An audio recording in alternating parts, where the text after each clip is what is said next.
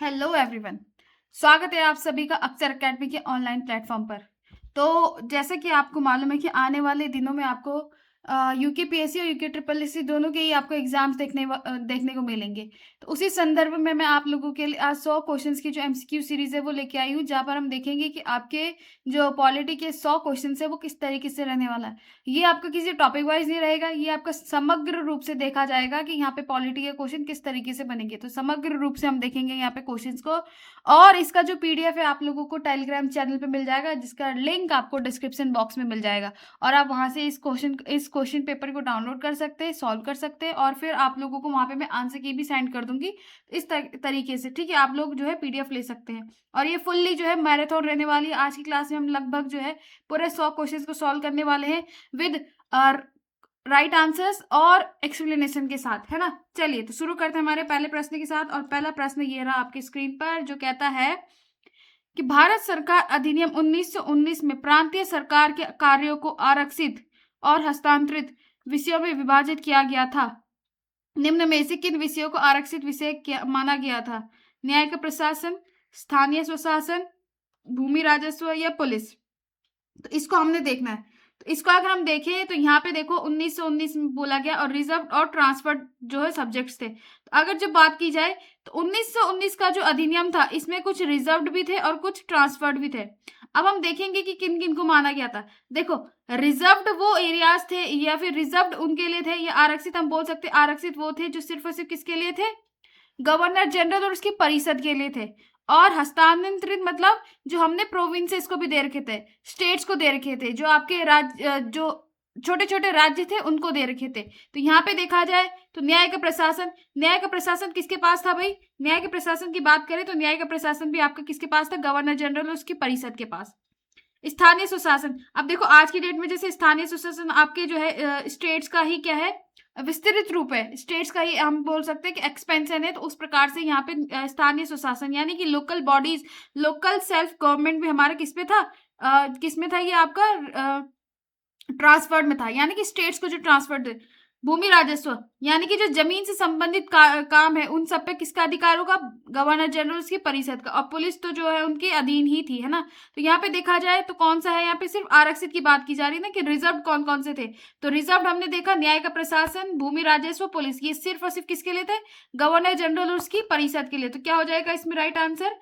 Second option हटा के यहाँ पे राइट आंसर हो जाएगा ऑप्शन नंबर सी, इसमें राइट हो जाएगा, है ना। तो यहाँ पे आपका सी इसमें राइट हो जाएगा। तो पहला क्वेश्चन का हमने देख लिया, option number B, sorry C. अब जो हम आगे बात करते हैं आपके दूसरे प्रश्न की। और दूसरा प्रश्न कहता है संविधान सभा से रिलेटेड है ना ये। तो क्या था, क्या क्वेश्चन बोलता है कि संविधान सभा के संबंध में निम्नलिखित कथनों पर विचार करना। भाई हमें संविधान सभा पर बात करनी है यहाँ पे। कहता है पहला प्रश्न, सभा वयस्क मताधिकार पर आधारित थी। तो क्या सभा वयस्क मताधिकार पर थी आधारित? नहीं भाई, सभा वयस्क मताधिकार पर आधारित नहीं थी। यहाँ पे संविधान सभा में जो सदस्य थे वो 389 सदस्य तो थे, लेकिन कैसे थे ये? नॉमिनेटेड थे, नॉमिनेटेड सदस्य थे यहाँ पे, है ना। सभा का गठन प्रत्यक्ष निर्वाचन के परिणाम स्वरूप हुआ था? नहीं भाई, प्रत्यक्ष निर्वाचन के रूप में भी नहीं हुआ था। सभा बहुदलीय निकाय थी? बिल्कुल सही। सभा में कांग्रेस भी थी, सभा में कांग्रेस भी थी, मुस्लिम लीग भी थी, विमेन्स भी थे। तो इस तरीके से जो है यहाँ पे विभिन्न दलों के जो सदस्य हैं ये आपके सभा में थे। सभा में विभिन्न समिति के माध्यम से कार्य किया? बिल्कुल सही। सभा में विभिन्न समितियां थी, जैसे आपकी प्रारूप समिति हो गई, और आपकी संघ शक्ति समिति हो गई, संघीय संविधान समिति। इस तरीके से आपके पास आपने देखा भी है कि 8-9 प्रकार की जो है संविधान की जो ये सभा है उसकी आप समितियां पढ़ते भी हो। तो यहाँ पे राइट आंसर क्या हो जाएगा? 1 और 2 तो गलत हो जाएगा, तो 3 और 4 इसमें राइट हो जाएगा। तो इसमें आंसर क्या हो जाएगा आपका? सी इसमें राइट हो जाएगा। चलिए ऐसे ही आगे चलते हैं, हम नेक्स्ट क्वेश्चन की बात करते हैं। तीसरे प्रश्न की हम बात करेंगे। तीसरा प्रश्न कहता है आपसे निम्नलिखित कथनों पर विचार कीजिए। यानी कि हमें मॉन्टेग्यू चेम्सफोर्ड जो सुधार अधिनियम आया था, सुधार आयोग आया था, उस पर हमें बात करनी है। तो सुधार क्या था इसमें कि 1919 के मॉन्टेग्यू चेम्सफोर्ड सुधार ने 21 वर्ष से अधिक आयु की सभी महिलाओं को मतदान का अधिकार दिया था। वही नहीं, मतदान का अधिकार तो उसमें पुरुषों को ही नहीं था, तो महिलाएं तो बहुत दूर की बात है ना। तो 1935 का जो अधिनियम आया था उसके बाद हम बोल सकते हैं कि यहाँ पे मताधिकार जो है उनको अधिकार मिला था। भारत सरकार ने अधिनियम 1935 में विधानमंडल में महिलाओं को आरक्षित सीटें प्रदान की? बिल्कुल सही। तो यहाँ पे सेकंड ऑप्शन सही है, ए ऑप्शन गलत हो जाएगा। तो यहाँ पे केवल बी सही है इसमें। ऑप्शन क्या हो जाएगा? ऑप्शन नंबर बी इसमें राइट हो जाएगा, है ना। चलिए आगे देखते हैं, चौथे प्रश्न की बात करते हैं। चौथा प्रश्न आपका कहता है कि क्रिप्स मिशन के प्रस्ताव के संदर्भ में निम्नलिखित पर विचार कीजिए। भाई हमें क्रिप्स मिशन पे बात करनी है, क्रिप्स मिशन से रिलेटेड यहाँ पे बात करनी है। और क्रिप्स मिशन पे क्या है? यहाँ पे संविधान सभा में प्रांतीय विधानसभाओं द्वारा नामित सदस्य होंगे तथा देशी रियासतों के भी सदस्य होंगे। क्या बोलता है? The constituent assembly would have members nominated by the provinces legislature and also member from the princely state. ऐसा तो था ही नहीं क्रिप्स मिशन में। तो अगर अगर इस तरीके के प्रावधान किए होते उसने, तो यहाँ पे क्रिप्स मिशन हम जो है विफल होता ही नहीं। फिर दूसरा पॉइंट बोलता है कि कोई भी प्रांत जो नए संविधान को स्वीकार करने के लिए तैयार ना हो, उसे अपने भविष्य के दर्जे के संबंध में ब्रिटेन के साथ अलग समझौता करने का अधिकार होगा। बिल्कुल सही। आप ये जो पॉइंट है ये क्रिप्स मिशन में था, इसीलिए क्रिप्स मिशन जो है यहाँ पे फेल भी होता है। तो यहाँ पे जो है राइट आंसर हो जाएगा ऑप्शन नंबर बी इसमें राइट हो जाएगा। चलिए आगे हम बात करते हैं, पांचवें प्रश्न की बात करेंगे। पांचवा प्रश्न कहता है कि 1956 में जो सरकार बनी थी, मतलब हम बोल सकते हैं कि जो एग्जीक्यूटिव काउंसिल बनी थी इंटरिम रूप से, उसके उपाध्यक्ष कौन थे? तो उसके उपाध्यक्ष कौन थे? जवाहरलाल नेहरू उसके उपाध्यक्ष थे। ठीक है, चलिए आगे बात करते हैं हम नेक्स्ट सिक्स्थ की।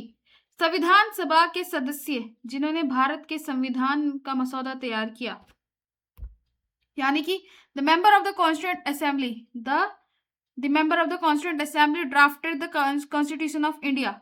कौन थे वो? तो कौन थे? ब्रिटिश संसद द्वारा नामित किए गए थे। वो nominated by the British parliament? No, nominated नहीं थे वो ब्रिटिश पार्लियामेंट से।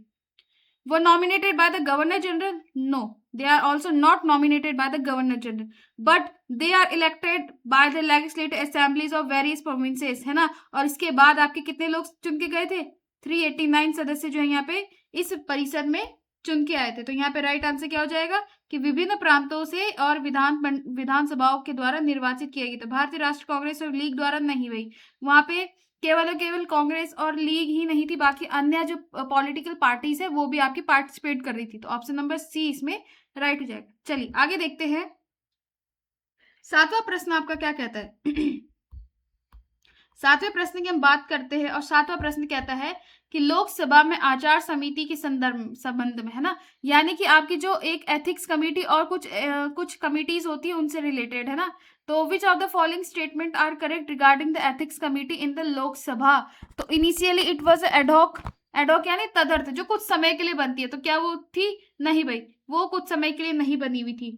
अच्छा सॉरी, जो इनिशियली की बात करी जाए तो इनिशियली जो है एथिक्स कमेटी आपकी जो है कैसी थी? एक तदर्थ कमेटी थी, यानी कि कुछ समय के लिए बनी गई थी। ठीक है, केवल कोई लोकसभा का सदस्य ही किसी लोकसभा सदस्य के अनैतिक आचरण के संबंध में शिकायत कर सकता है। Only a member of the Lok Sabha can make complaint regarding the unethical conduct of Lok Sabha member. नहीं भाई, यहाँ पे अगर बात की जाए तो केवल लोकसभा मेंबर ही नहीं बल्कि और जो मेंबर्स होते हैं और सिटीजन जो होते हैं वो भी आपके इसमें कर सकते हैं। This committee can not consider any matter with which the subject जुडिस। तो यह समिति किसी ऐसे मामले पर विचार नहीं कर सकती जो न्यायाधीन है। बिल्कुल सही। तो यहाँ पे ये वाला पॉइंट भी सही जाएगा। तो ऑप्शन नंबर इसमें सही हो जाएगा आपका 1 और 3 इसमें राइट आंसर हो जाएगा। आगे बात करते हैं 8th की। संविधान दिवस के रिलेटेड है ना ये, कि स्टेटमेंट बताना है। संविधान दिवस नागरिकों के बीच संवैधानिक मूल्यों को बढ़ावा देने के लिए हर वर्ष 26 नवंबर को मनाया जाता है। बिल्कुल सही, ये तो सही है, कथन तो सही है। 26 नवंबर 1949 को भारत की संविधान सभा ने संविधान सभा ने भारत के संविधान का प्रारूप तैयार करने के लिए डॉक्टर भीमराव अंबेडकर की अध्यक्षता की समिति बनाई। नहीं, देखो ये तो है वही डेट जब हमारा संविधान बनके तैयार हुआ था। अब भाई जिस दिन पे आपका संविधान बनके तैयार हो रहा है, क्या उसी दिन पे आप किसी व्यक्ति को ड्राफ्ट करने के लिए बोलोगे? नहीं। तो यहाँ पे ये डेट गलत हो जाएगी।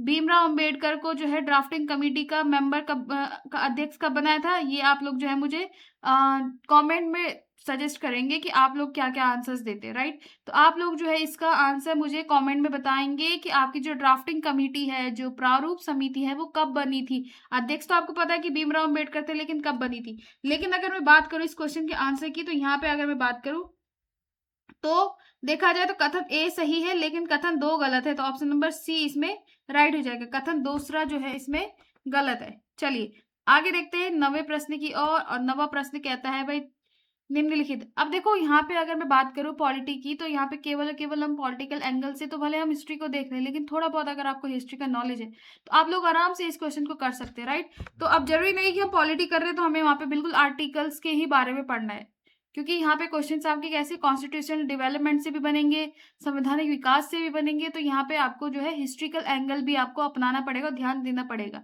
चलिए फिलहाल हम बात करते हैं इस क्वेश्चन की। तो यहाँ पे कहता है, तृतीय गोलमेज सम्मेलन third RTC round table conference में हुई चर्चाओं के परिणाम स्वरूप अंततः भारत सरकार अधिनियम 1935 पारित हुआ।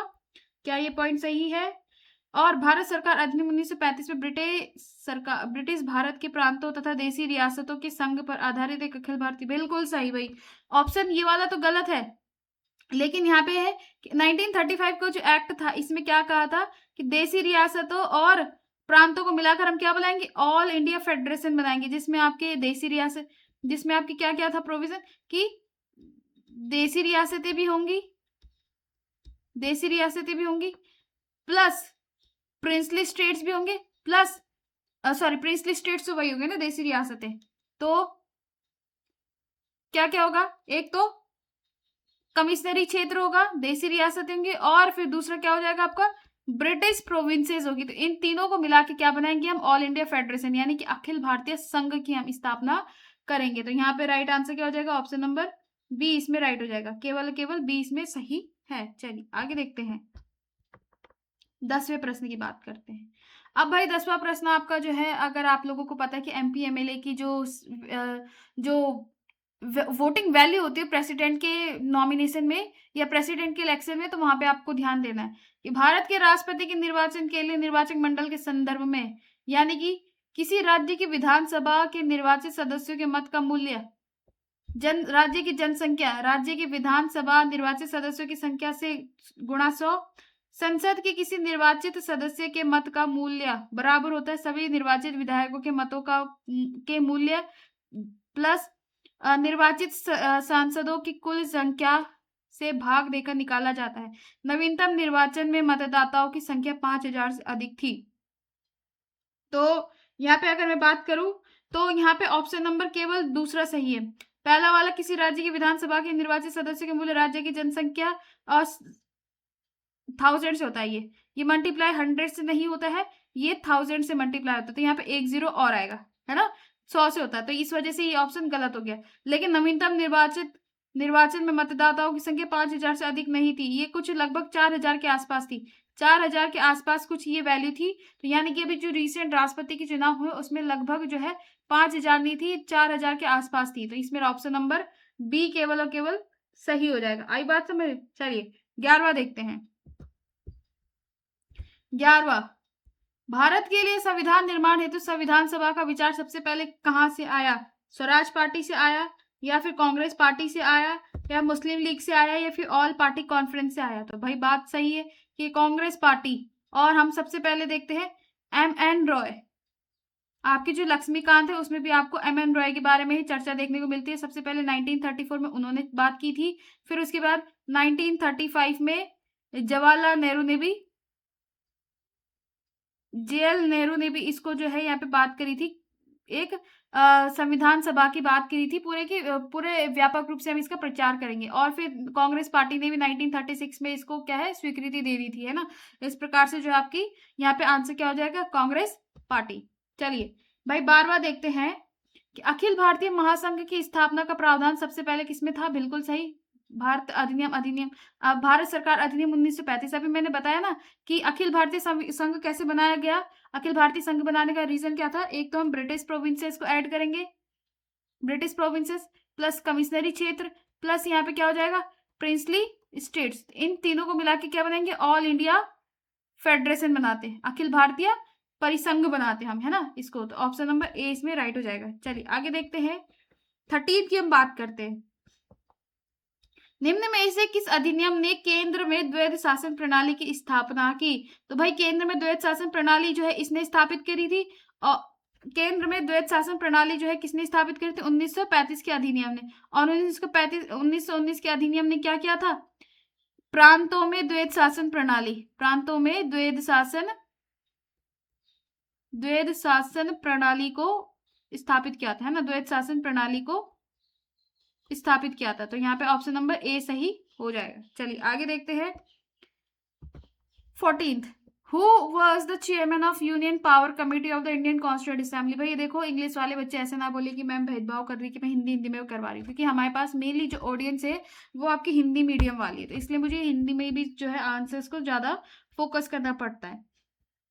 चलिए फिलहाल हम बात करते हैं who was the chairman of the union powers committee of India. अब देखो, आपने जो है 8 समितियां पढ़ी है ना, जिसमें आपकी झंडा समिति हो गया, प्रारूप समिति हो गया, संघ संविधान समिति, अल्पसंख्यक समिति, इस तरीके से आपने अलग अलग तरीके की जो है यहाँ पे क्या पढ़ी है, कमिटीज पढ़ी है। अब यहाँ पे बोला जा रहा है कि यूनियन पावर कमेटी, यानी कि अगर मैं बात करूं तो संघीय शक्ति समिति के अध्यक्ष कौन है। तो भाई संघीय शक्ति समिति के अध्यक्ष कौन थे आपके, पंडित जवाहरलाल नेहरू। पंडित जवाहरलाल नेहरू आपके जो है क्या थे, संघीय समिति के अध्यक्ष थे, है ना। चलिए आगे बात करते हैं, 15th क्वेश्चन की बात करते हैं, राइट। 15वां क्वेश्चन कहता है कि कारण कथक से है। अब भाई भारतीय संविधान संघात्मक है, भारतीय संविधान ना तो संघात्मक है और ना ही एकात्मक है, यानी कि India is federal, India is federal और इंडिया इज नाइदर फेडरल और यूनिटरी। भाई देखो, ये आपकी ना, अगर मैं बात करूं तो ये आपकी एक फीचर्स को बताता है, जो आपने सेलेंट फीचर पढ़ी होगी ना, क्वासी फेडरल, क्वासी फेडरल आपकी जो है यहाँ पे एक सेलेंट फीचर है। अब ये सेलेंट फीचर कैसे, संघीय। अब देखो भारत का संविधान कैसा है, भारत में अगर भारत का संविधान आपने पढ़ा है तो आपको पता होगा कि भारत का संविधान कैसा क्या कहता है कि भाई यहाँ पे पावर्स किसको है, पावर्स हमने जो है स्टेट्स को भी डिस्ट्रीब्यूट की है, स्टेट्स को भी डिस्ट्रीब्यूट किया है, लाइक एग्जीक्यूटिव हो गया स्टेट की,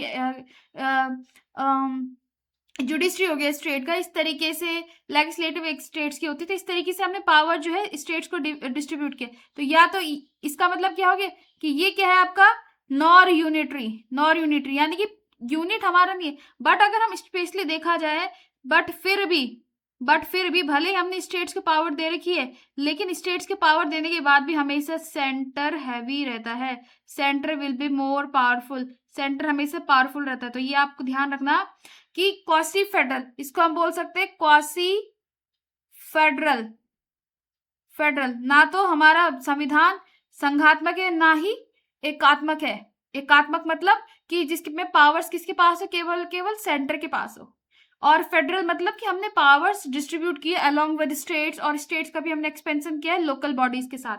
तो यहाँ पे देखा जाए तो ए इसमें राइट आंसर हो जाएगा, ए आर दोनों सही है और आर ए की सही व्याख्या करता है।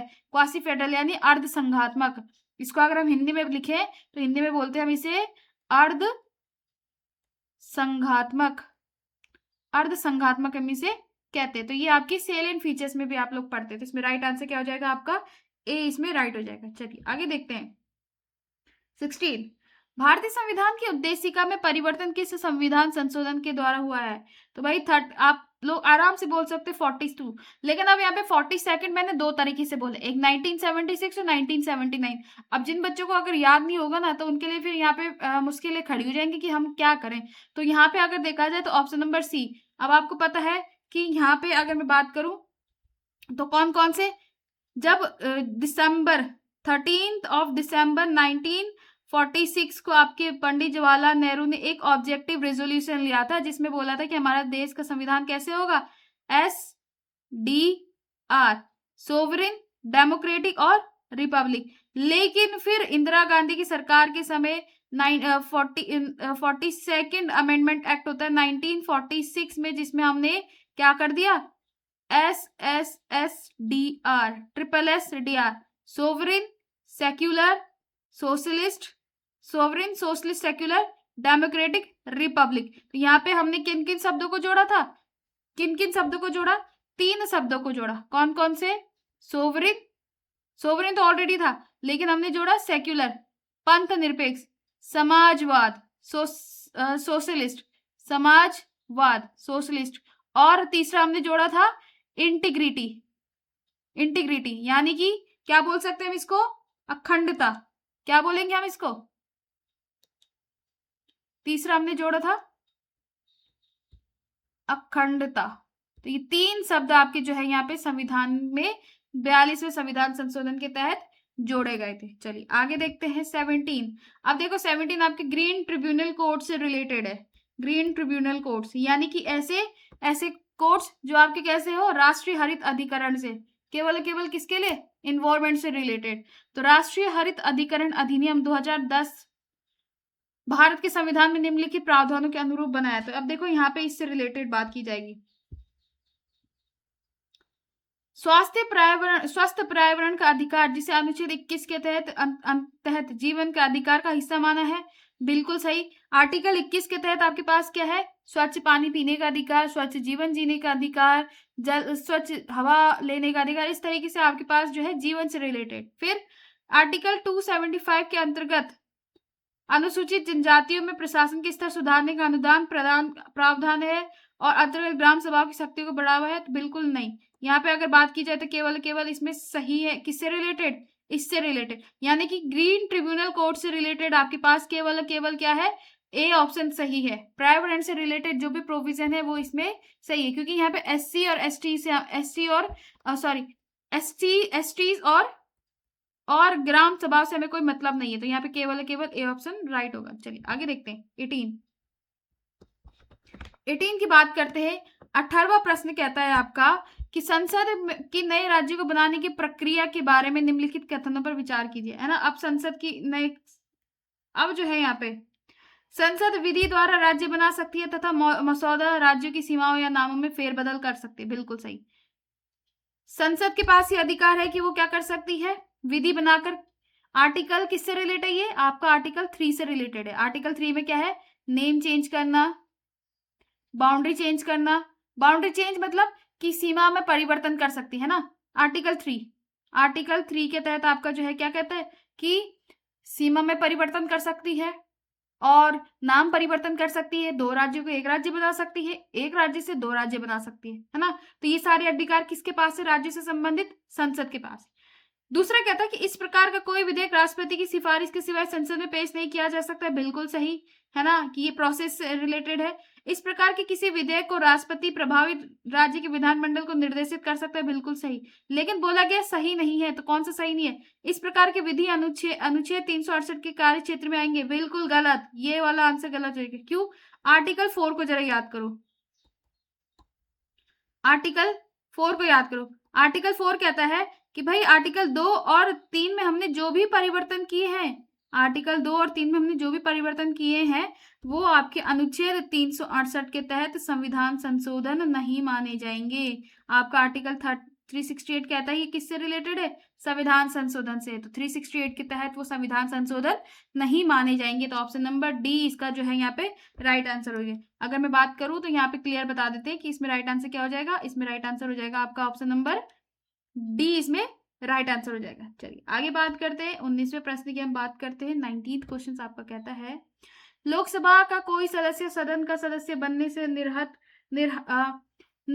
नहीं हो सकता, यानी कि member of the house of the people is not disqualified for being a member of the house if he अब ये 4 ऑप्शंस दे रखे हैं। 1 मिनट वेट कीजिएगा, थोड़ा सा मैं एक चीज चेक कर लूं। वेट, अब आप लोग जो है मुझे बताइएगा तब तक कि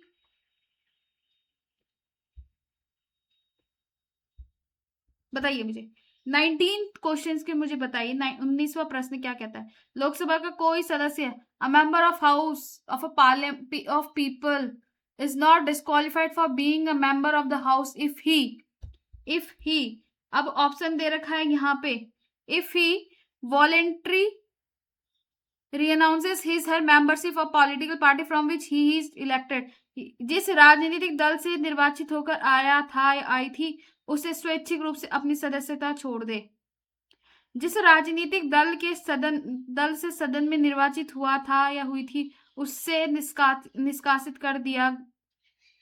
एक स्वतंत्र उम्मीदवार के रूप में निर्वाचित होने के पश्चात किसी राजनीतिक दल में सम्मिलित हो जाता है या अपने राजनीतिक दल द्वारा दिए गए निर्देशित विपरीत। अब देखो क्या बोला जा रहा है, डिस्क्वालिफाइड कब किया जाएगा भाई, वो जब क्या कर दे, किसी दूसरे पार्टी में सम्मिलित हो जाए, है ना। चलिए आगे बात करते हैं, 20वें प्रश्न की बात करते हैं। 20वां प्रश्न कहता है उच्चतम न्यायालय के परामर्श अधिकारिता विभिन्न कथन में से सही नहीं, कथन सही है। उच्चतम न्यायालय के लिए यह बाध्यकारी है कि वह राष्ट्रपति द्वारा निर्देशित किसी भी मामले में अपना मत व्यक्त करे।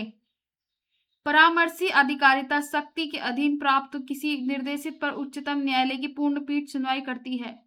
परामर्शी अधिकारिता के अधीन प्राप्त निर्देश पर व्यक्त किया हुआ उच्चतम न्यायालय का मत सरकार पर बाध्यकारी नहीं होता।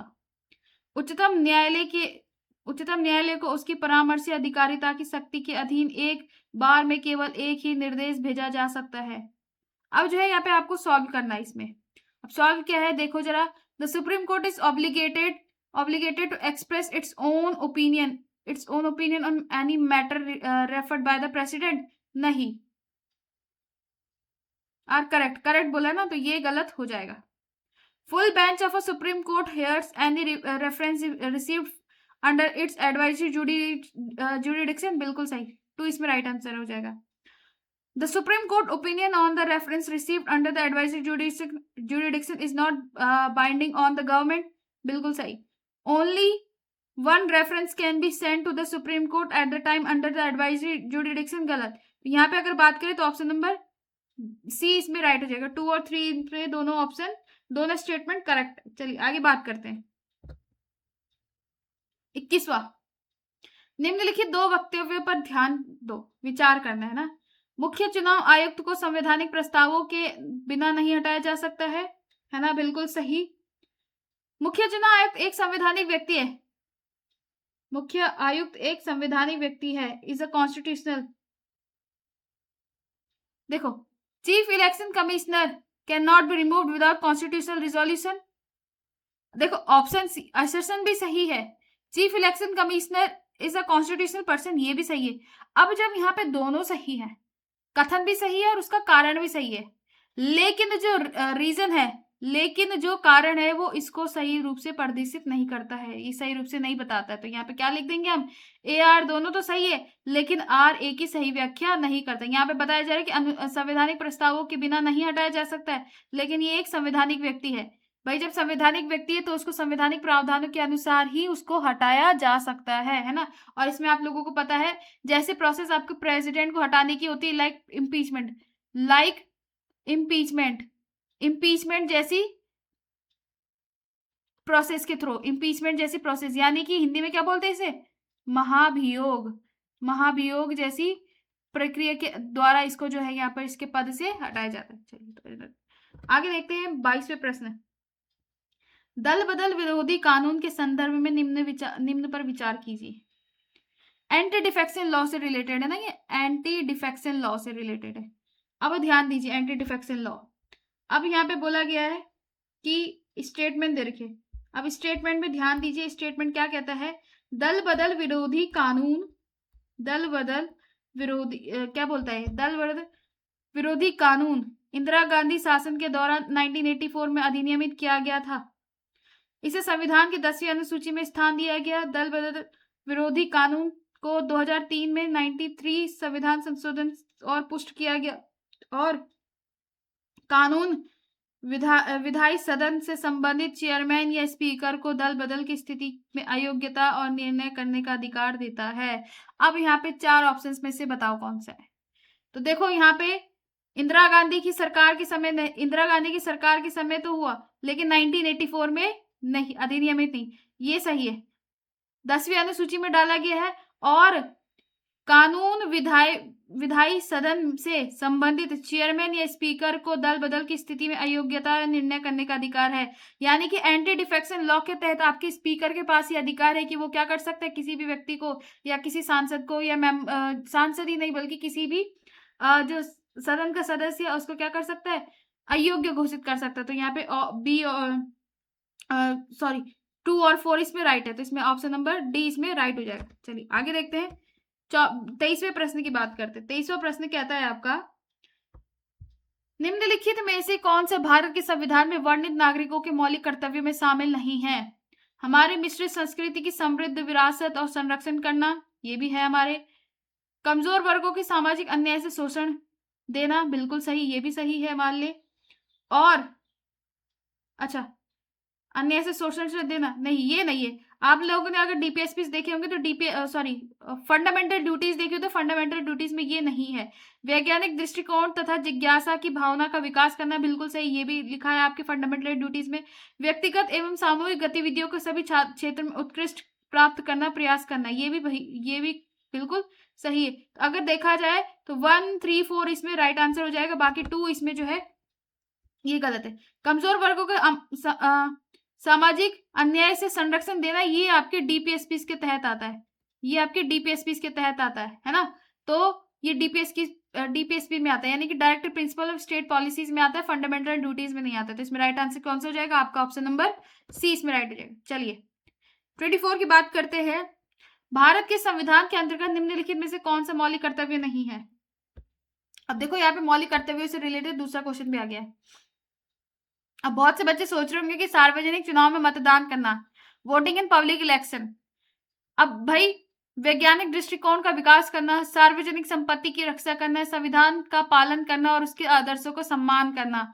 अब बात करी जाए तो आपने 11 फंडामेंटल ड्यूटीज देखी आपने, है ना। 11 फंडामेंटल ड्यूटीज है, जिसमें हमारे पास 10 पहले से थी और 11वीं हमने कौन से 86 कॉन्स्टिट्यूशन अमेंडमेंट 2003 में हुआ था, उससे किया था। और ये 10 तो पहले से हमारे पास कब से थी? 42वें संविधान संशोधन में थी, है ना। लेकिन अगर बात करी जाए तो ये 10-11 आपने जो फंडामेंटल राइट्स देखी हैं, उनमें आपने देखा होगा कि वोटिंग इन पब्लिक इलेक्शन तो है ही नहीं। वोटिंग इन पब्लिक इलेक्शन आपका एक फंडामेंटल ड्यूटी, मतलब ये एक ड्यूटी तो है, लेकिन फंडामेंटल ड्यूटीज में देखा जाए तो फंडामेंटल ड्यूटीज में आपको ये देखने को नहीं मिलता है। साइंटिफिक आउटलुक हमारे पास है, प्रोटेक्टिंग पब्लिक प्रॉपर्टी भी है, और abide constitution and respect it's ideals, ये भी आपका है। तो ये तीनों आपकी जो है फंडामेंटल ड्यूटीज में आता है, लेकिन आपने पहला वाला ऑप्शन फंडामेंटल ड्यूटीज के अंतर्गत नहीं देखा होगा। चलिए आगे देखते हैं, 25वें प्रश्न को देखते हैं। 25वां प्रश्न आपका भाई मैच द फॉलोइंग से रिलेटेड है। अब देखना है कि कौन सा है।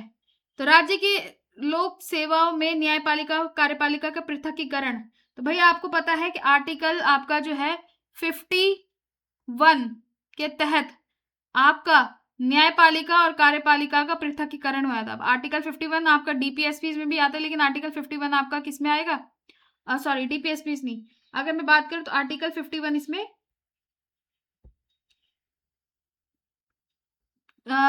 डीपीएसपी में आता है ना। आर्टिकल 51 डीपीएसपी में आता है। हमारी समग्र संस्कृति की समृद्ध विरासत को महत्व देने और उससे संरक्षित करना, ये आपके फंडामेंटल ड्यूटीज में आता है।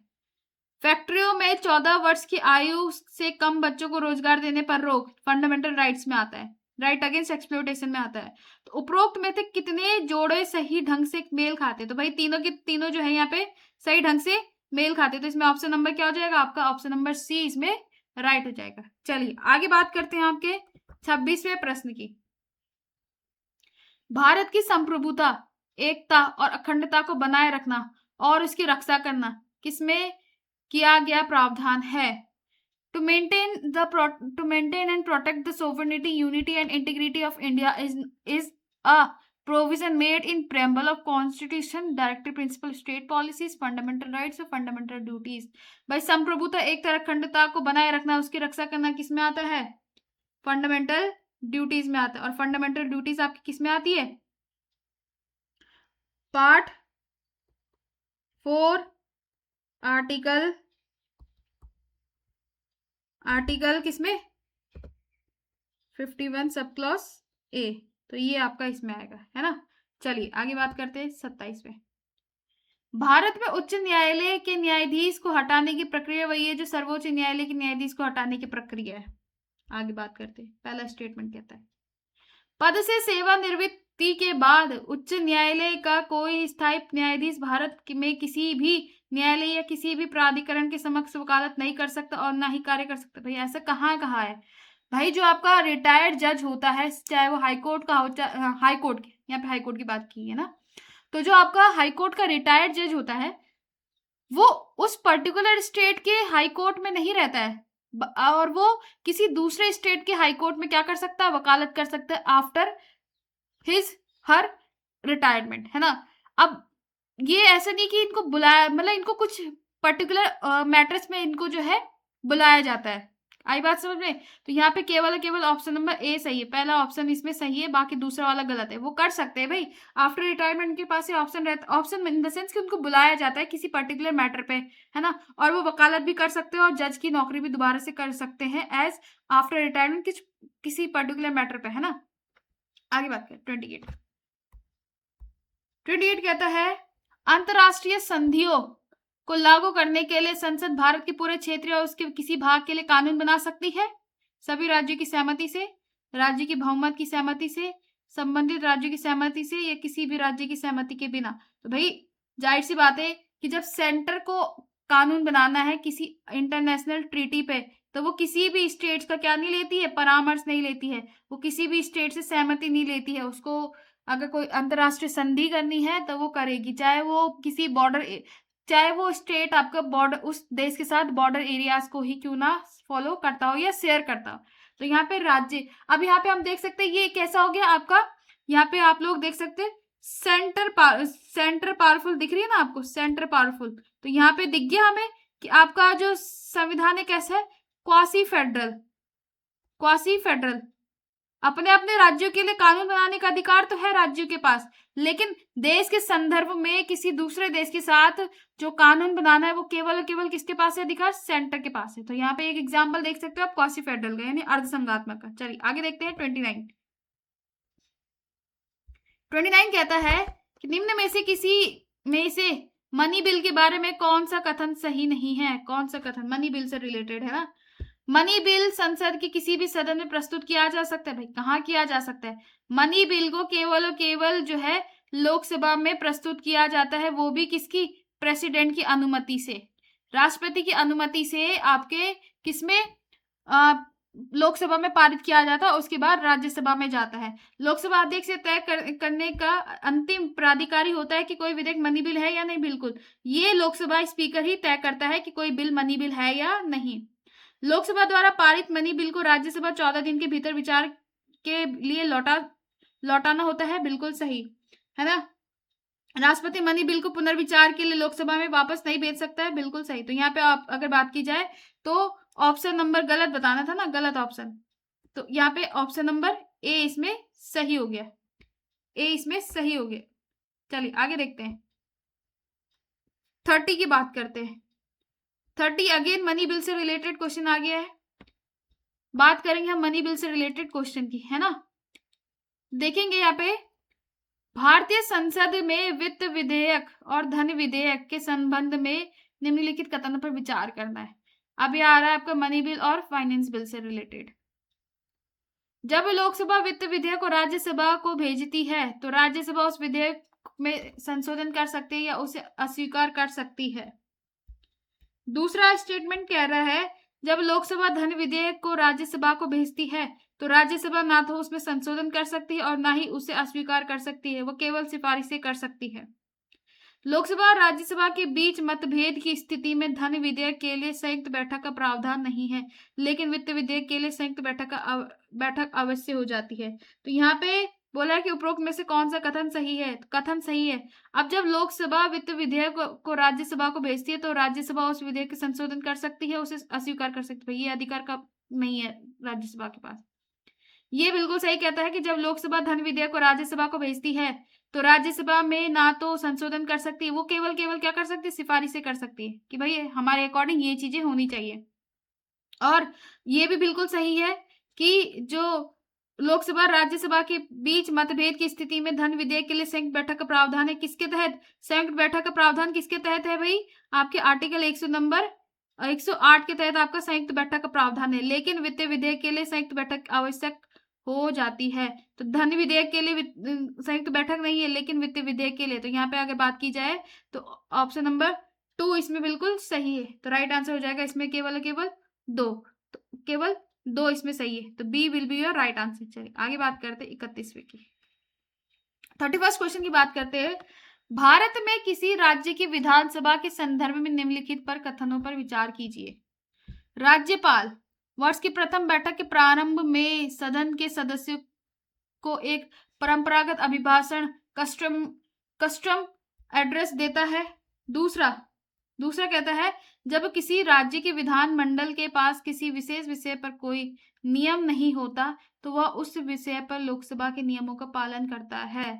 तो क्या इसमें सही है? तो which one is the correct answer? भाई देखो, राज्यपाल प्रथम बैठक के प्रारंभ के बाद, अब देखो यहाँ पे एड्रेस है ना, कस्टम एड्रेस, यानी अभिभाषण करता है कि भाई जो नई लोकसभा है, वो क्या क्या काम करेंगी, अपनी योजना किस तरीके से बने कराएगी, है ना, क्या क्या जो है यहाँ पे लोकसभा में इस तरीके से हम बोल सकते हैं कि भाई क्या क्या हमने अचीव किया और आगे चल के हम क्या क्या अचीव करने वाले। तो ये आपका प्रथम बैठक, एक तो जब नई लोकसभा बनती है, विधानसभा बनती है, तो उसकी प्रथम बैठक में होता है।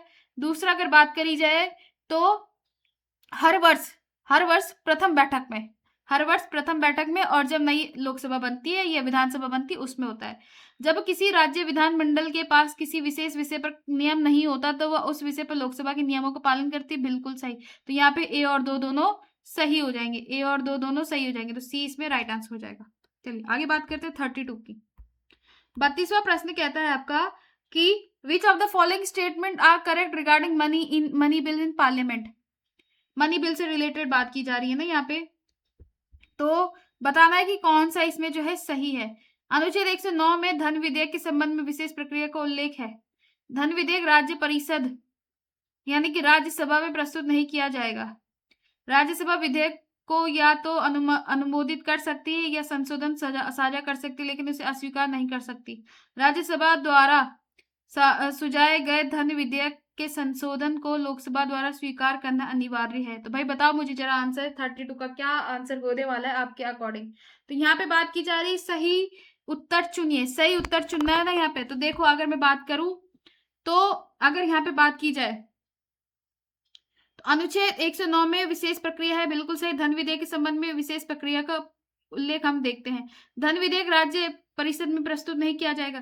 भाई वो किया जा सकता है, लेकिन सिर्फ और सिर्फ कब, पहले जो है मतलब अगर देखा जाए तो पहले जो है लोकसभा में प्रस्तुत किया जाएगा, वो भी प्रेसिडेंट की अनुमति से, बिना प्रेसिडेंट की परमिशन के बगैर ये लोकसभा में पारित नहीं किया जा सकता। तो यहाँ पे ऑप्शन नंबर 2 तो गलत हो गया, 1 सही है। यहाँ पे राज्यसभा विधेयक को या तो अनुमोदित कर सकती है या संशोधन साझा कर सकती है, लेकिन उसे अस्वीकार नहीं कर सकती। बिल्कुल सही है ना, अस्वीकृति करने का राज्यसभा के पास कोई अधिकार नहीं है किसी भी बिल को। राज्यसभा द्वारा सुझाए गए धन विधेयक के संशोधन को लोकसभा स्वीकार करना अनिवार्य होगा। बिल्कुल सही, ये अनिवार्य होता है। तो यहाँ पे अगर देखा जाए तो ऑप्शन 2 ओनली गलत है, केवल 1, 3, 4 सही है। अब 2 इसलिए गलत है क्योंकि पहले जो है लोकसभा में ही पारित किया जाता है धन विधेयक को, यानी मनी बिल को, उसके बाद जो है राज्यसभा में प्रस्तुत किया जाता है ना। तो ये गलत हो जाएगा। यहाँ पे तो डायरेक्ट बोल दिया कि भाई धन विधेयक को राज्यसभा में प्रस्तुत कर ही नहीं सकते, भाई कर सकते हैं उसे। आगे देखो 33,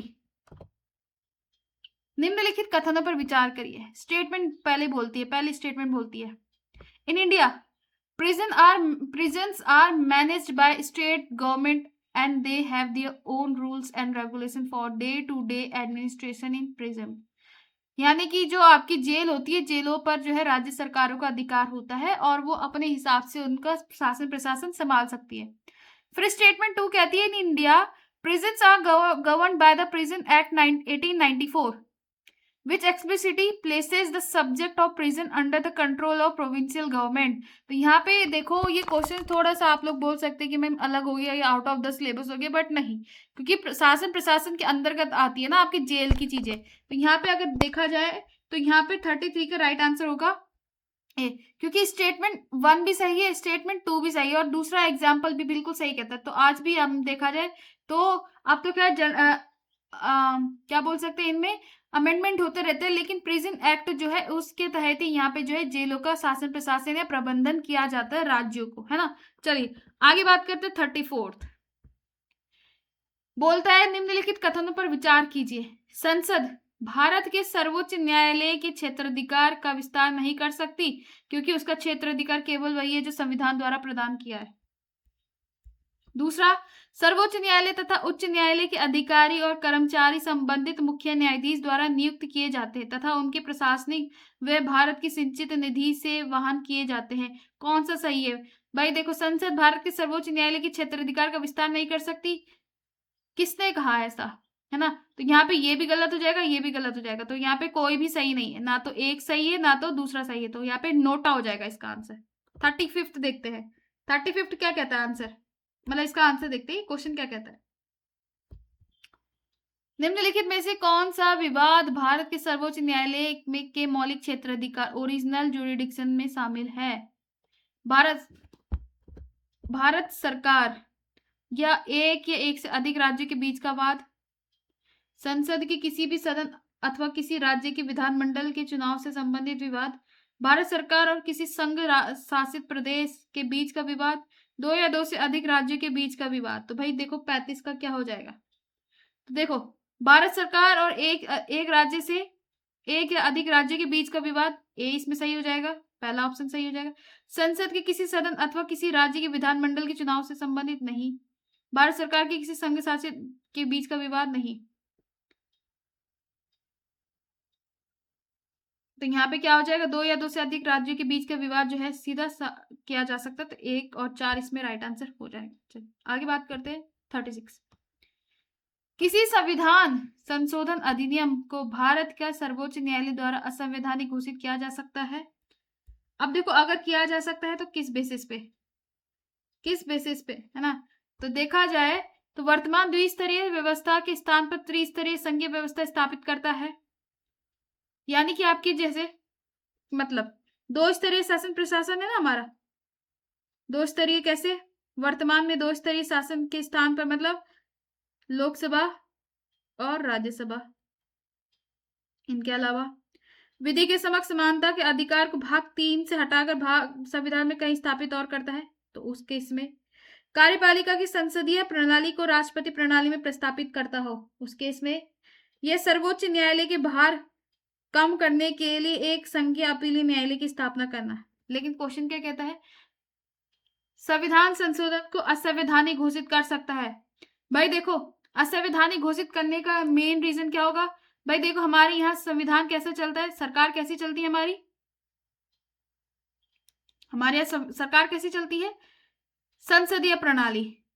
अब जब सरकार हमारी संसदीय प्रणाली है और वो संविधान संशोधन संसदीय प्रणाली को हटाकर कैसे चाहता है, राष्ट्रपति शासन, यानी कि जो हमारी पार्लियामेंट्री फॉर्म ऑफ गवर्नमेंट चल रही है, पार्लियामेंट्री सिस्टम चल रहा है, उसको हटाकर प्रेसिडेंशियल सिस्टम कर दे, तो उस कंडीशन में आपका जो कोर्ट है यानी कि सुप्रीम कोर्ट है, उस संविधान संशोधन को क्या कर सकता है, अनकॉन्स्टिट्यूशनल बना सकता, असंवैधानिक बना सकता है। भाई जो हमारे देश में इतने सालों से लगभग 75-76 सालों से जो सरकार चली आ रही है, जिस तरीके की सरकार चली आ रही है, और उसको अगर हमें तुरंत एक संविधान संशोधन के तहत हमें बदलना है, तो उस कंडीशन में क्योंकि इस सरकार को चलाने के लिए या किसी भी प्रकार को कोई भी सिस्टम चलाने के लिए बहुत सी मेहनत लगती है, सरकार का पैसा लगता है, सारा सिस्टम चलता है, लेकिन हम अगर उस सिस्टम को ही बदलना चाहे तो भाई जाहिर सी बात है कि यहाँ पे जो है थोड़ा सा अनस्टेबिलिटी आती है। तो इस कंडीशन में जो है सुप्रीम कोर्ट क्या कर सकता है, उसको अनकॉन्स्टिट्यूशनल डिक्लेयर कर सकता है। चलिए आगे बात करते 37 की। 37 कहता है भारतीय राज्य व्यवस्था के संदर्भ में निम्नलिखित consider the following statement in the context of Indian polity. The governor is not answerable to any court for the exercise and discharge of powers and duties of his office. No criminal proceeding can be initiated or continued against the governor during his term of office. Members of the state legislature are not answerable to any court for anything they say or vote they give in the legislature of or its committees. राज्यपाल अपने कार्यालय के अधिकारों और कर्तव्यों का प्रयोग और निर्वहन के लिए किसी भी न्यायालय के प्रति उत्तरदायी नहीं है। अपने कार्यकाल के दौरान राज्यपाल के खिलाफ कोई आपराधिक कार्यवाही आरंभ या जारी नहीं की जा सकती। भाई देखो ये तो सही है कि राज्यपाल अपने कार्यकाल के अधिकारों और कर्तव्यों का प्रयोग और निर्वहन के लिए किसी भी न्यायालय के प्रति उत्तरदायी नहीं है, बिल्कुल सही। आपको पता है कि जो प्रेसिडेंट और गवर्नर होते, ये दो ऐसे व्यक्ति हैं जो कैसे, जिन पर हम क्या नहीं कर सकते, कोर्ट नहीं जा सकते, ये बिल्कुल सर्वोच्च न्यायालय के न्याय परिधि से बाहर होते, ये हाई कोर्ट की न्याय परिधि से बाहर होते। अब अपने कार्यकाल के दौरान राज्यपाल के खिलाफ कोई भी आपराधिक कार्यवाही आरंभ नहीं की जा सकती, बिल्कुल सही। जब तक राज्यपाल और प्रेसिडेंट अपने कार्यकाल में है तो उनके प्रति हम कोई भी सिविल मामला नहीं कर सकते, है ना, मतलब कोई भी केस नहीं कर सकते हैं। राज्य विधानमंडल के सदस्य किसी भी न्यायालय में जिम्मेदार नहीं होते हैं, चाहे उन्होंने विधानमंडल या उनकी समितियों को कुछ कहा हो या फिर कोई भी मत दिया हो। ये बिल्कुल सही। तो यहाँ पे कौन सा सही है? तीनों सही है इसमें। ठीक है। अब विधानमंडल में भी कुछ लोग जो है गवर्नर के द्वारा ही कि सॉरी विधानमंडल, हाँ ठीक है। तो यहाँ पे आप लोग देख सकते हैं गवर्नर और प्रेसिडेंट, इन पे जो हम क्या नहीं कर सकते, कोर्ट नहीं जा सकते। हाँ हम कर सकते हैं जब ये अपने पद त्याग दे, जब ये अपना पद त्याग दे या फिर अपने पोस्ट से रिजाइन दे दे, पद त्याग दे, उस कंडीशन में हम कर सकते हैं। उसके बाद जब ये राष्ट्रपति या राज्यपाल ही नहीं रहे, गवर्नर और प्रेसिडेंट ही नहीं रहे, तो उसके बाद ये एक आम नागरिक है। तो जब ये एक आम नागरिक है तो उसके बाद हम इन पे कार्यवाही करवा सकते हैं, लेकिन जब तक ये अपने पद पर है तब तक हम इन पे कार्यवाही नहीं चला सकते। चलिए नेक्स्ट 38। भारतीय संविधान के अनुसार कोई व्यक्ति जो मतदान करने के योग्य है उसे किसी राज्य में 6 महीने के लिए मंत्री बनाया जा सकता है, भले ही वह उस राज्य की विधानमंडल का सदस्य ना हो। जन प्रतिनिधित्व अधिनियम 1951 के अनुसार किसी आपराधिक अपराध में दोष सिद्ध व्यक्ति जिसे 5 वर्ष के कारावास की सजा दी गई हो, उसे जेल से रिहा कर होने के बाद भी स्थायी रूप से चुनाव लड़ने से अयोग्य कर दिया जा सकता है। तो भाई 38 का आंसर दीजिए क्या होगा। तो इसमें देखो क्या है, इसमें तो दोनों स्टेटमेंट ही गलत है, ऐसे कहाँ होता है। तो इसमें ना तो एक और होगा ना ही दो होगा। 39। भारत में न्यायालयों द्वारा जारी की जाने वाले रिटों के संदर्भ में निम्नलिखित कथनों पर विचार कीजिए। मैंडेमस किसी निजी संगठन के विरुद्ध तब तक जारी नहीं की जा सकती जब तक कि उसे कोई सार्वजनिक कर्तव्य ना सौंपा गया हो। मैंडेमस किसी कंपनी के विरुद्ध जारी नहीं किया जा सकती, भले ही वह सरकारी कंपनी ही क्यों ना हो। कोई भी लोक हितैषी व्यक्ति क्यू वारंटों की रिट प्राप्त करने के लिए न्यायालय की याचिका करता हो सकता है। 39 का क्या होगा? A writ of mandamus cannot be issued against a private organization unless it is entrusted with a public duty, है ना। तो जो है यहाँ पे बात की जा रही कौन सा करेक्ट है? तो बिल्कुल सही, जो आपकी मैंडमस रिट है उसको हम जो है पब्लिक ऑर्गेनाइजेशन के प्रति नहीं कर सकते हैं। A writ of mandamus can be issued against company, even government company नहीं, ऐसा नहीं है, किसी पर्टिकुलर व्यक्ति के प्रति लगाया जा सकता है ना। Any public spirited person can petition the court for a writ of quo warranto। तो बिल्कुल सही, ऑप्शन नंबर ए एंड सी, यानी कि अगर बात करी जाए तो ऑप्शन नंबर सी इसमें राइट होगा। ऑप्शन नंबर सी इसमें राइट। चलिए आगे बात करते हैं। अब देखो आज की क्लास में हमसे पहला पार्ट ही कंप्लीट करने वाले। पहला पार्ट हम 1 से लेके 50 तक करेंगे, उसके बाद सेकंड पार्ट में हम जो है इसको सॉल्व करेंगे, राइट।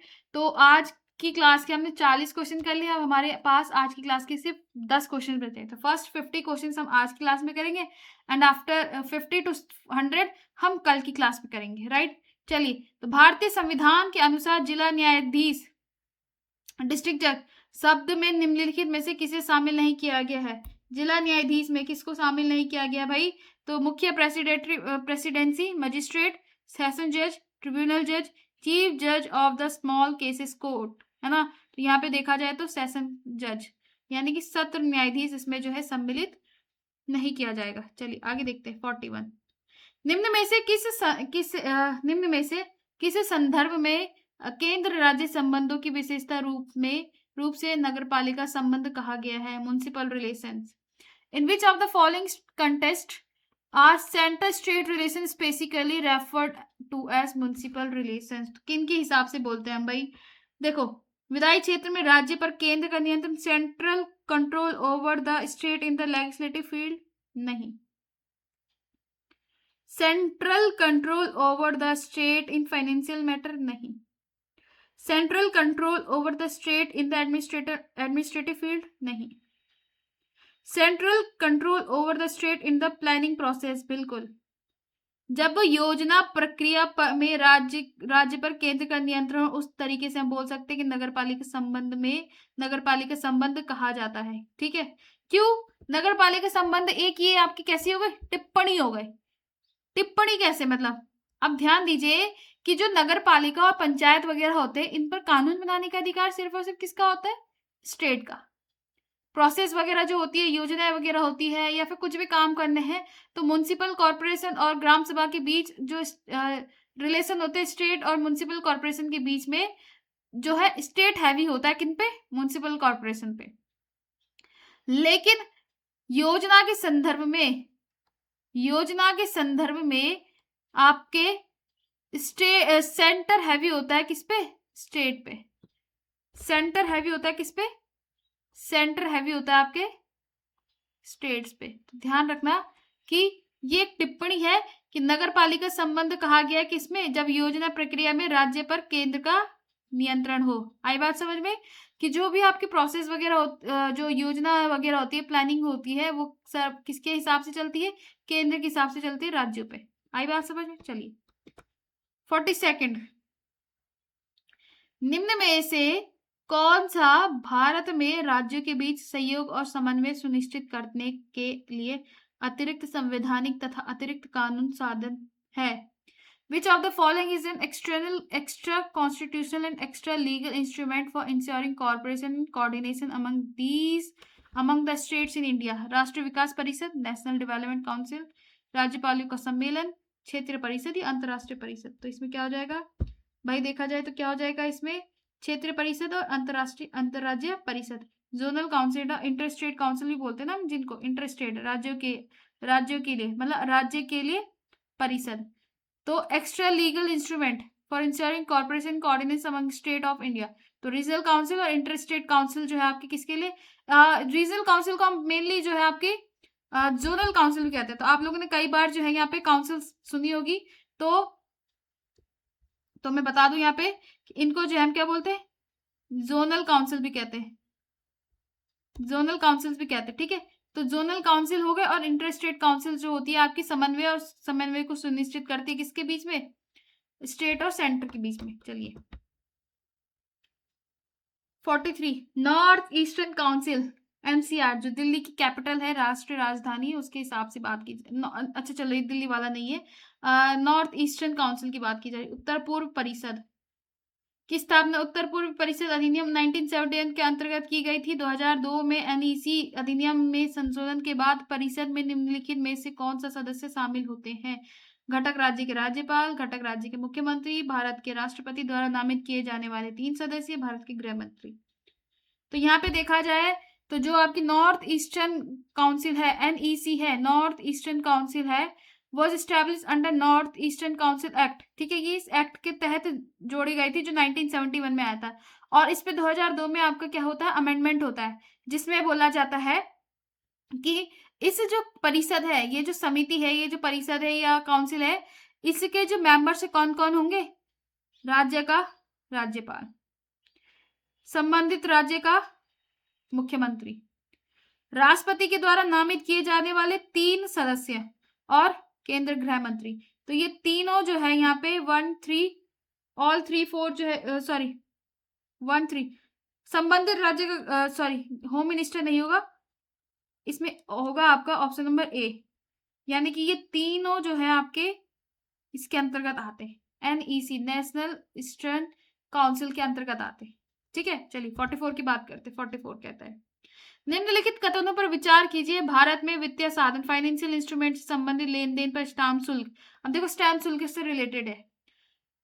स्टैम्प शुल्क जो स्टैम्प शुल्क होती है ना, कस्टम ड्यूटीज होती है, स्टैम्प शुल्क इससे रिलेटेड है। Financial instrument in India is levied and collected by the state government, regulated by the central government. बिल्कुल सही भाई। देखो जो आपकी कस्टम जो स्टैम्प शुल्क होते हैं, जो स्टैम्प जो टोल वगैरह होते हैं ना, स्टैम्प जो ड्यूटी होती है, ये आपके सेंटर लगाता है स्टेट पे, और स्टेट जो है इन पे क्या करता है? इनको मैनेज, और फाइनेंशियली जो है फाइनेंशियली मैनेज किसके द्वारा किया जाता है? राज्य सरकार के द्वारा किया जाता है, और वसूला किसके? राज्य सरकार के द्वारा वसूला जाता है, और केंद्र सरकार द्वारा इनको विनियमित किया जाता है। तो इसमें दोनों के दोनों, इसमें ऑप्शन नंबर सी इसमें राइट होगा। चलिए 45 देखते हैं। कृषि आय कर किसके द्वारा राज्य सरकार को सौंपा गया है? Agriculture income tax has been handed over the state government by whom? Finance Commission, National Development Council, Interstate Council, Indian Constitution। Obviously बात है इंडियन कॉन्स्टिट्यूशन किसके द्वारा किया गया है? इंडियन कॉन्स्टिट्यूशन के द्वारा। आई बात समझ? चलिए 45 भारतीय संविधान के निम्नलिखित में से कौन सा अनुच्छेद ये प्रावधान करता है कि संघ का यह कर्तव्य होगा कि वह प्रत्येक राज्य को बाह्य आक्रमण और आंतरिक अशांति के विरुद्ध संरक्षण प्रदान करेगा? In which of the following articles of Indian constitution provides that it shall be the duty and the of the union to protect every state against external aggression and internal disturbance? Article 355 कहता है कि भाई केंद्र का कर्तव्य होगा कि वो अपने राज्यों को इंटरनल डिस्टर्बेंस, आंतरिक अशांति और एक्सटर्नल एग्रेशन से क्या करेगा? प्रोटेक्ट करेगा। तो आर्टिकल 355 इंपॉर्टेंट है, ध्यान रखिएगा इसको। चलिए आगे बात करते हैं। 47 कहता है यदि भारत के राष्ट्रपति किसी विशेष राज्य के संबंध में संविधान के अनुच्छेद 356 के अंतर्गत प्रदत्त शक्ति का प्रयोग करते हैं तो if the president of India exercise the power conferred under article 356 of Indian constitution is relation Indian constitution, उस राज्य की विधानसभा स्वतः भंग हो जाती है। भाई देखो 47 की हम बात करते हैं। 47 क्या कहता है? उस राज्य की विधानसभा स्वतः भंग हो जाती है, बिल्कुल सही। 356 कहता है आपके किससे संबंधित? प्रेसिडेंट रूल से, यानी कि ये आपके किसके अंदर आएगा? आपके भाग यानी कि पार्ट किसके अंदर आएगा? पार्ट 18। एक मिनट वेट कीजिएगा थोड़ा, ये आएगा आपके, ये आएगा आपके पार्ट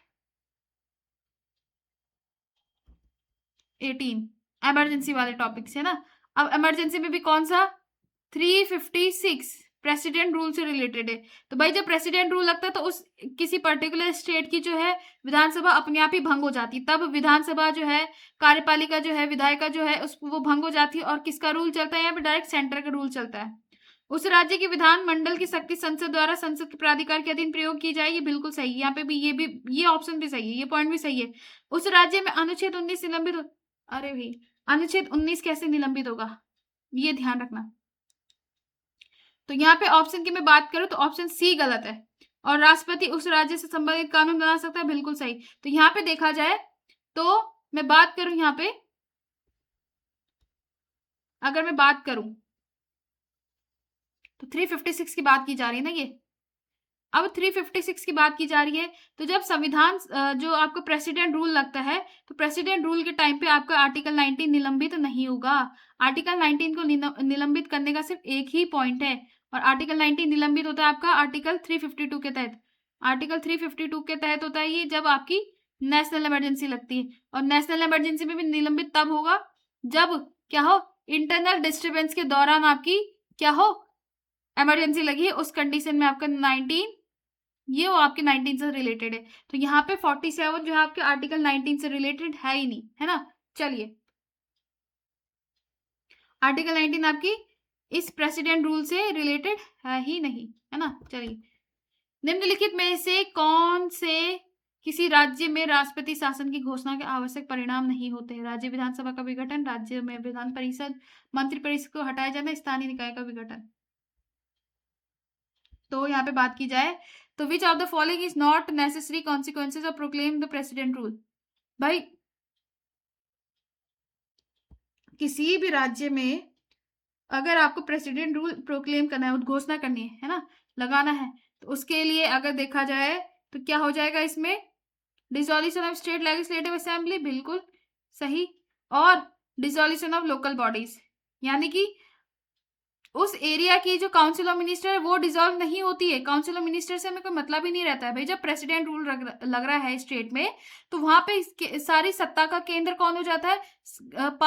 सरकार, सॉरी, पावर्स बनाने का अधिकार किसके पास होता है? केवल प्रेसिडेंट, सेंटर के पास, है ना। तो जब हमें किसी एरिया में प्रेसिडेंट रूल को प्रोक्लेम करना है तो उसके लिए स्टेट लेजिस्लेटिव का डिसॉल्व होना और लोकल बॉडीज का डिसॉल्व होना ही एकमात्र क्या होता है? कारण होता है। यहाँ पे 1 और 3 राइट हो जाएगा, तो ऑप्शन नंबर 20 में राइट है। चलिए आज की क्लास का सेकंड लास्ट क्वेश्चन है, ये देखेंगे हम। निम्नलिखित में से कौन संघ और राज्य के बीच राजस्व बंटवारे के सिद्धांत की सिफारिश करता है?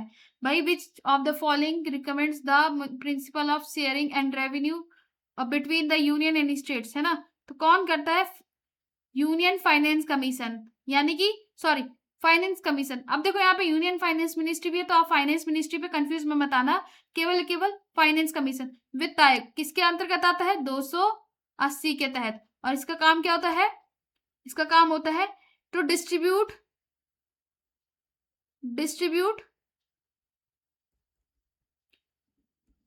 Tax and revenue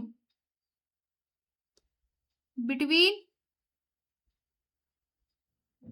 centre and state, between centre and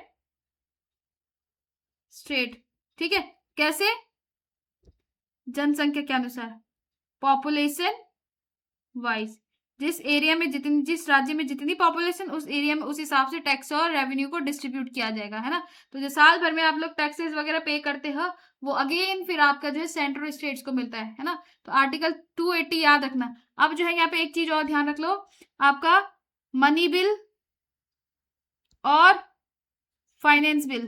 तो मनी बिल और फाइनेंस बिल जो है आपके किस आर्टिकल के तहत आते हैं, ये आपको ध्यान रखना है। आप लोग मुझे कमेंट में बताएंगे कि मनी बिल किस में आता है और फाइनेंस बिल किस में आता है, ध्यान रखना, है ना। चलिए अब मुझे बताएंगे आप लोग। तो आज की क्लास का लास्ट क्वेश्चन करते हैं, और लास्ट क्वेश्चन क्या है आपका? 50वां क्वेश्चन है, और ये कहता है कि निम्नलिखित कथनों पर विचार कीजिए वित्त आयोग के कार्यों को, है ना। कि भारत की संचित निधि कंसोलिडेटेड फंड ऑफ इंडिया से धन निकासी की अनुमति देना, करों की प्राप्तियों के हिस्से का राज्य के बीच आवंटन करना, राज्यों से अनुदान in aid, grant in add के लिए किए गए आवेदनों पर विचार करना, यह पर्यवेक्षण करना कि रिपोर्ट देना कि क्या संघ और राज्य सरकार बजटीय प्रावधान के अनुसार कर लगा रही है।